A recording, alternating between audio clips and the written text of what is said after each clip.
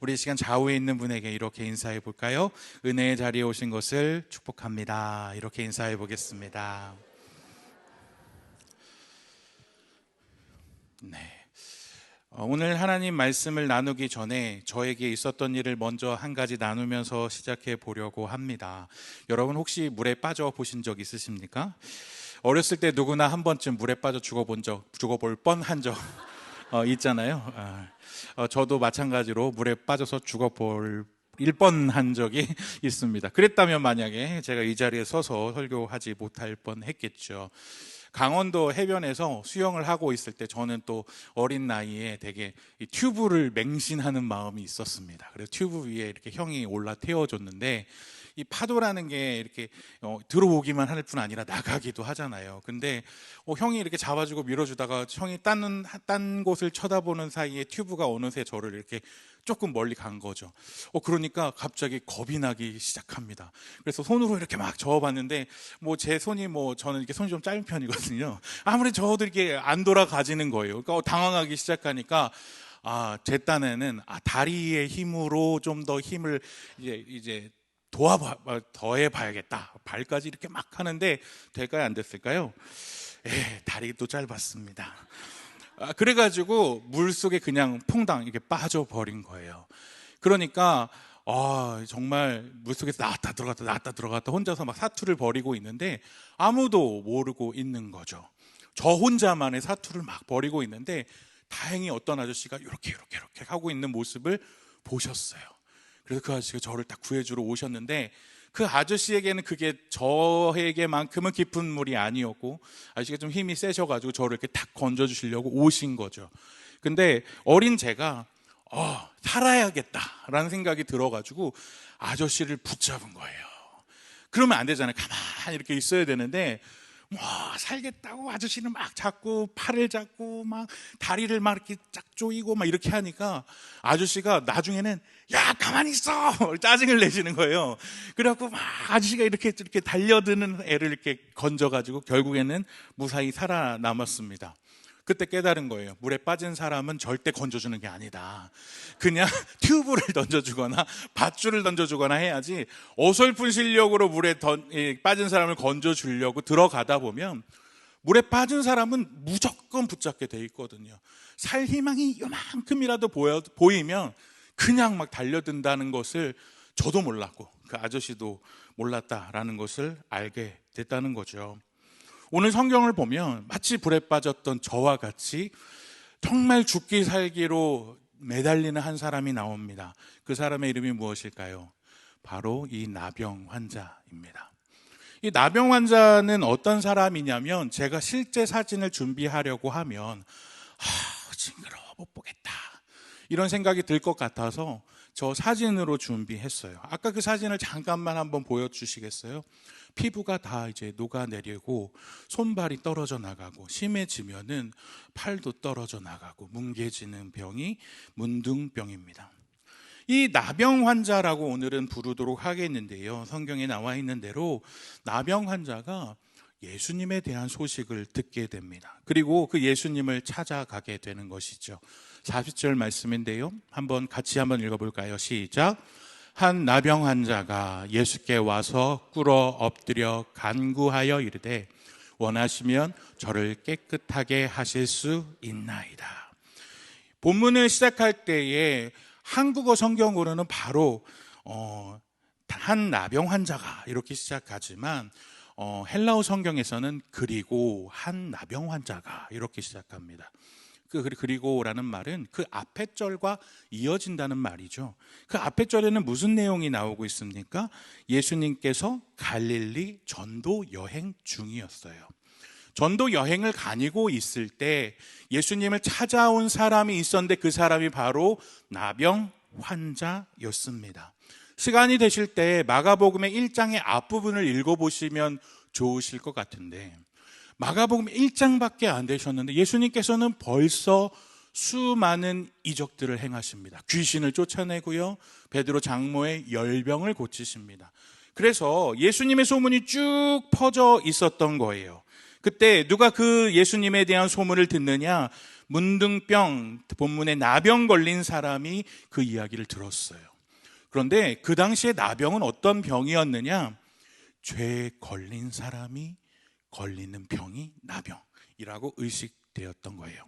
그러니까 나병 걸린 사람은 얼마나 큰 죄를 저질렀으면 저 흉측하게 손발이 떨어지고 피부가 뭉개지는 저 흉측한 병에 걸려 에휴 저 사람, 그렇게 죄인이라는 거로 생각되었어요. 게다가 이 병의 원인이 무엇인지 아직까지도 명확하게 규정되지 못했다고 합니다. 그러니까 저 사람 근처에 가면 문둥병에 옮을 수도 있대 라는 흉흉한 소문이 들린 거죠. 그리고 또 어떤 이야기까지 돌기 시작했냐면 문둥병자가 사람의 고기를 먹는다더라 하는 소문까지 들려오는 거예요. 그러니까 죄도 지었죠. 가까이 가면 옮을 수도 있죠.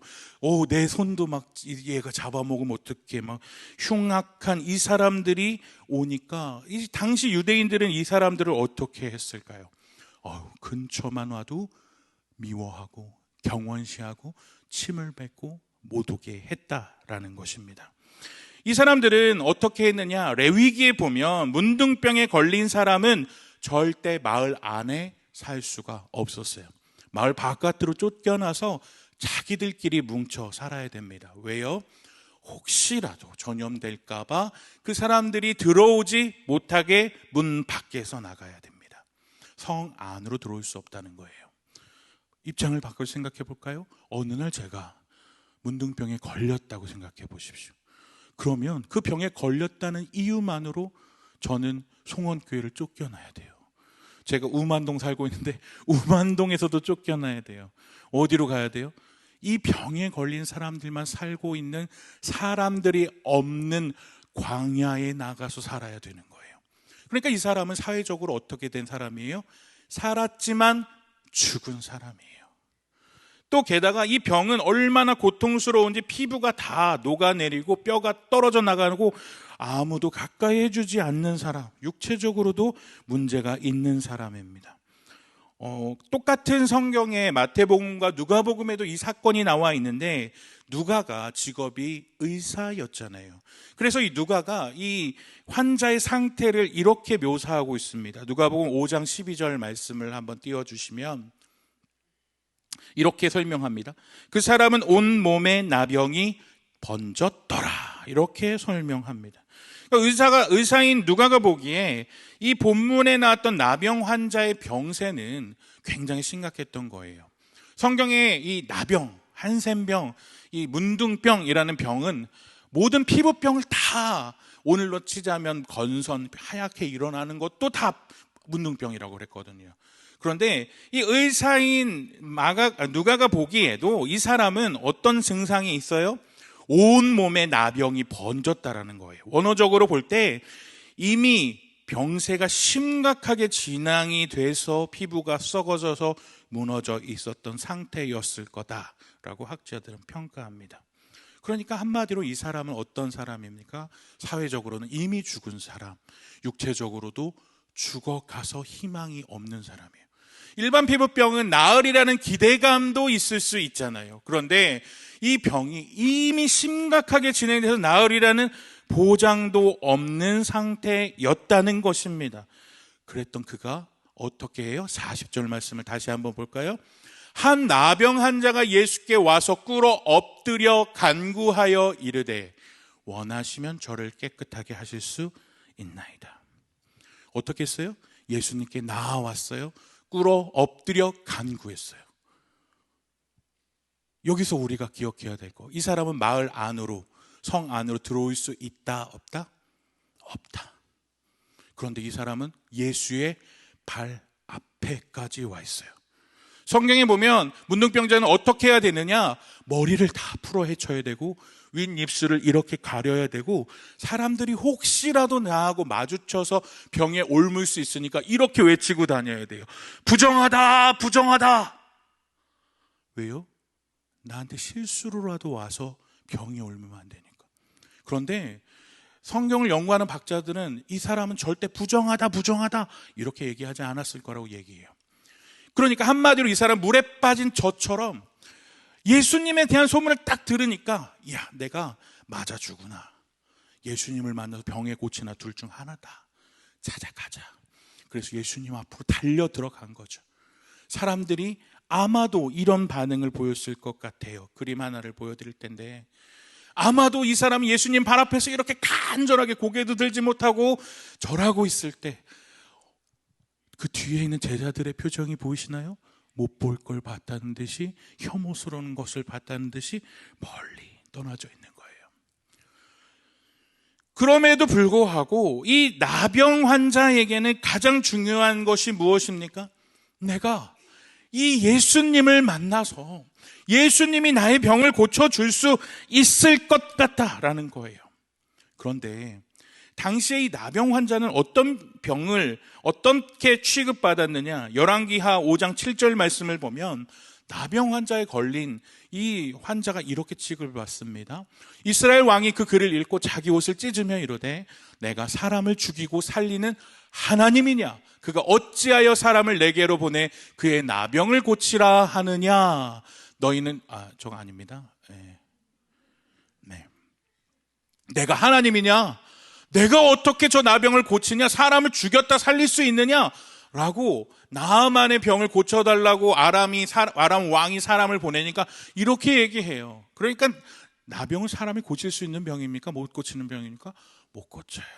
내가 사람을 죽이냐 살리는 하나님이냐라고 하는 걸 보면 나병을 고치는 건 죽은 사람을 살리는 것과 같다고 여겨지는 거예요. 이 사람은 몰랐을까요? 아니요. 자기가 그런 취급받았다는 걸 알아요. 그런데 오늘 이 사람에게 있어서의 문제점은 무엇이느냐? 예수님이 죽이다가 살릴 수 있는 능력이 있는 분이냐 없는 분이냐가 이 사람한테 포인트가 아니라는 거예요. 이 사람의 포인트는 무엇입니까? 예수님이 나의 병을 고쳐줄 의사가 있느냐, 나의 병을 고쳐주실 것이냐, 원하시냐 원하시지 않느냐가 이 사람의 관심사였다는 겁니다. 오늘 본문을 영어 성경으로 보면 그 뜻이 더 명확하게 드러나는데, 이 ESV 성경을 보면 노란색 글씨를 볼까요? If you will, you can make me clean. 당신이 원하시면 당신은 나를 깨끗하게 만들어줄 수 있습니다. 그러니까 예수님 할 수 있으면 나 좀 고쳐주세요가 아니라, 예수님 당신은 하실 수 있어요. 그런데 당신이 원하십니까? 당신이 원하신다면 난 고쳐질 수 있어요 라고 말하고 있으면서 주님 앞에 무릎 꿇으면서 그분의 자비를 구하는 거예요. 그분 능력은 이미 갖추고 있기 때문에 그분이 마음에 나를 긍휼히 여겨주시고 나를 불쌍히 여겨주시고 내 문제를 감동받아주시고 내가 법을 어기고 예수님 앞에 나아갔음에도 불구하고 저를 혐오스럽게 보는 게 아니라 나를 불쌍하게 봐주신다면 내 병이 나을 것입니다 라고 그 사람은 예수님의 옷을 붙든 거예요. 그때 예수님은 어떻게 하십니까? 41절 42절 말씀인데요, 같이 한번 읽어볼까요? 시작. 예수께서 불쌍히 여기사 손을 내밀어 그에게 대시며 이르시되 내가 원하노니 깨끗함을 받으라 하시니 곧 나병이 그 사람에게 떠나가고 깨끗하여 진지라. 예수님은 어떻게 하셨어요? 그를 불쌍히 여기셨어요. 그리고 내가 원한다, 손을 내밀어 나병 환자를 만지셨어요. 그러니까 어떻게 됩니까? 곧 그의 병이 나았다라는 거예요. 여기서 곧이라는 거는 딱 하니까 한 5분쯤 있다가 짠 나은 게 아니에요. 곧이라는 말은 즉시, 바로, 완벽하게 깨끗하여졌다라는 거예요. 의학적으로 볼 때 그의 건강이 완벽하게 회복하여졌다라고 말하고 있는 것입니다. 그뿐 아니라 예수님은 어떻게 하세요? 그 피 범벅이 되고 누더기를 거치고 있는 그를 손을 대서 만지세요. 예수님이 손을 대서 만져야지만 능력이 나가서 그 사람을 만지셨을까요? 그런 분이 아니셨어요. 귀신들도 명령하시면 떠나갑니다. 왜 예수님 손을 대셨을까요? 그분은 사회적으로 소외돼 있고 다른 사람의 손길조차 받아본 지 오래되었던 그를 만져주시는 거예요. 네가 얼마나 힘들었니? 그를 만져주시면서 그래, 내가 너를 불쌍히 여긴다. 즉시 나아라. 이렇게 말씀하여 주십니다. 자, 이제 병이 완벽하게 나았어요.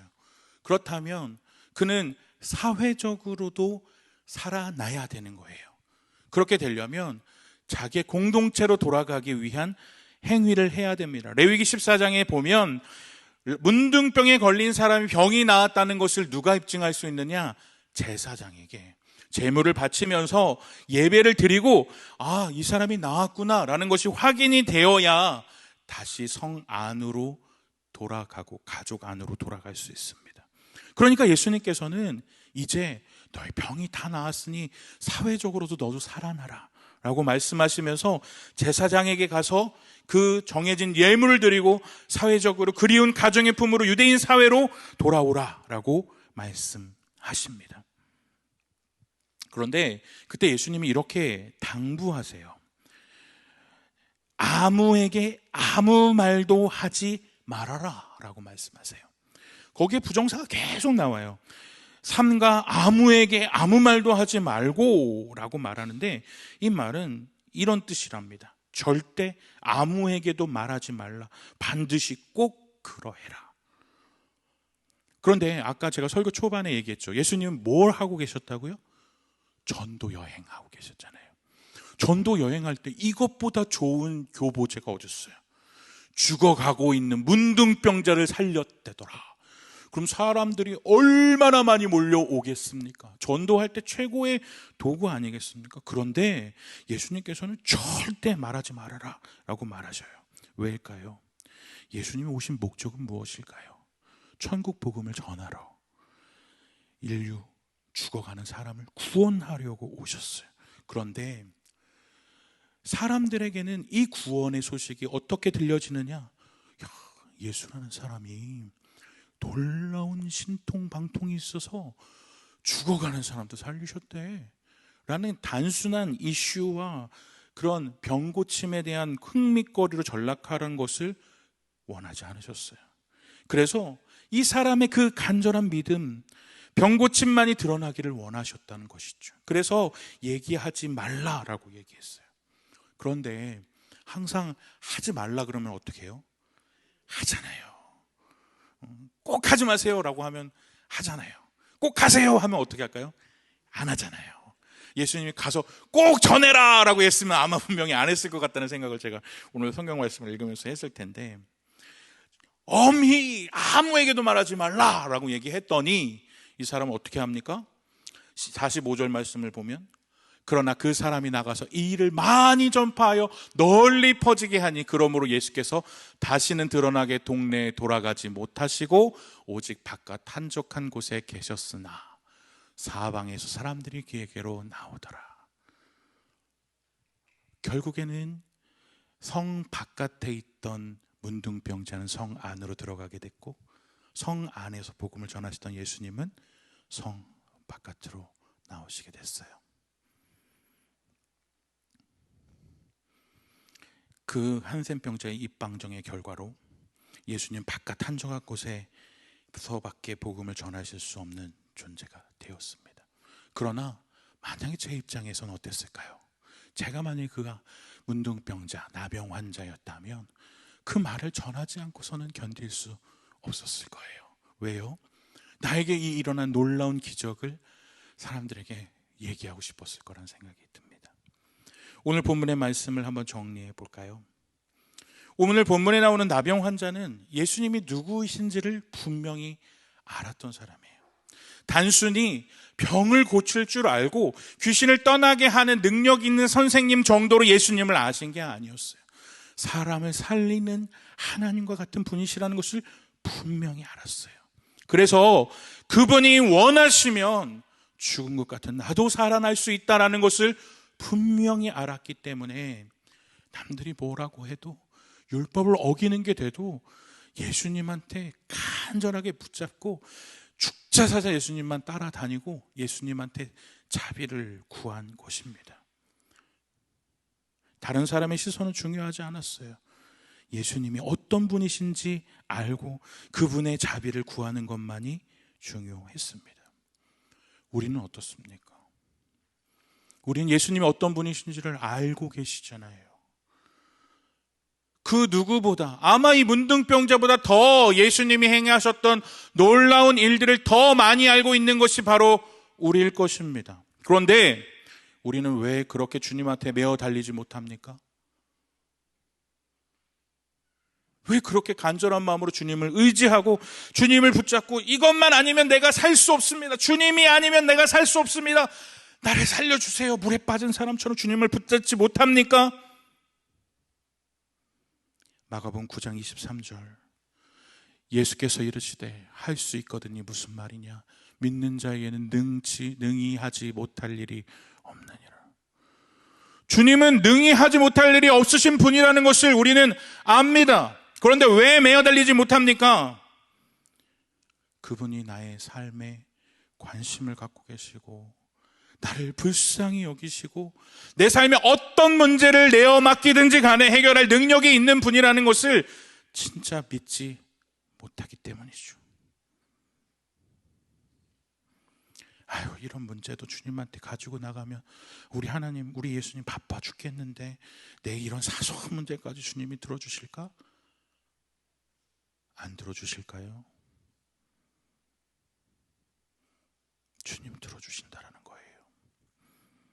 우리의 건강의 문제, 직장의 문제, 취업의 문제, 사업의 문제, 경제적인 문제, 자녀의 문제, 관계의 문제, 우리가 가지고 있는 그 어떠한 문제라도 그분이 풀지 못할 문제는 없고 그분의 능력이 닿지 못하는 문제는 하나도 없다는 것을 우리가 확실한 믿음을 가지고 주님을 붙들기만 하면 되는데 우리는 그것을 믿지 못하는 것이 문제입니다.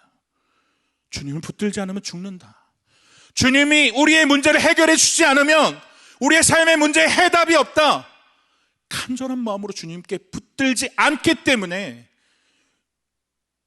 우리의 삶의 문제들이 해결되지 못하고 있는 것은 아닐까요? 소소한 문제라서? 아니요. 주님은 자비로운 분이에요. 우리의 삶의 그 어떤 문제도 주님은 작다 여기지 아니하시고 해결하실 수 있는 분이십니다. 그럼 우리는 어떻게 해야 합니까? 그 문제를 주님 앞에 내어놓아야죠. 주님만 붙들어야죠. 그분이 어떤 분이신지를 안다면, 믿는다면 우리의 모든 문제에 응답하시고 그분의 능력이 보여주실 것을 믿음으로 주님만 붙들면 되는 것입니다. 여러분, 오늘 금요 중보 기도에 나오셨잖아요. 그냥 왔다 그냥 가시겠습니까? 우리 주님이 어떤 분이신지 아시잖아요. 그분을 붙듭시다. 정말 다른 사람한테 얘기하지 못하는 기도의 문제라면 작은 신음으로라도 주님, 정말 오랫동안 해결하지 못한 문제가 있는데요, 나병 환자도 고치셨잖아요. 주님, 내 문제도 좀 고쳐주세요. 해결해 주세요. 그렇게 기도로 나아가기를 주님은 원하신다라는 거예요. 우리 주님이 어떤 분이신지 잊지 말아 주십시오.